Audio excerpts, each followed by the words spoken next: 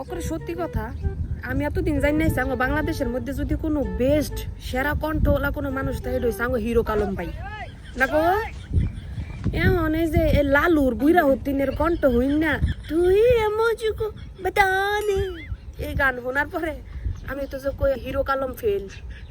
এই শিল্পীর এই প্রতিভাটা কই আছিল পুরা গানের মধ্যে দূরখানি এতটুকু প্রতিভা কেউ থায়নি তোরে কই বুইরা হতিন তোর এই ট্যালেন্ট এটা কই আছিল দিন মামুন না থার সময় বুইরা হতিন এত ট্যালেন্ট থার পরে তুই মামুন না থাকলে দেখাই তাহলি না, তাহলে তোর মামুনে সাইরা যাই লইলে না, তুই সারাটারে টিয়া দিয়ে রাখতারস নাই। এই তুই বাতা দে এটা শোনালে তো ঠিকই থাকতো। এই গান শোনায় সারাটারে ঘুম পাড়াই হইলো রাখতার লইলে আর কয়েকটা বছর।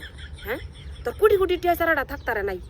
সি ভুল করছস পুরাটা গানের মধ্যে কোন চাইতে হি। হ্যাঁ আরে কে লেগে নিছে এর মধ্যে এই আধখানি একটা লাইন হি আইছে, তাও মনে বেড়া করা করে নায়ের ফানি সোর ফানি হ্যাক করতে হইছে, তুই বাতা দে এদের খানি। আর পুরা গান কইলে কি কইলে স্টুডিও মনে লাফায় ভাঙ্গা লাইলে লেতি। গান গাইতে গেছে বুড়া কালে বিব্রতিও ধরছে এটারে বাউজের ঘরের বাউজ।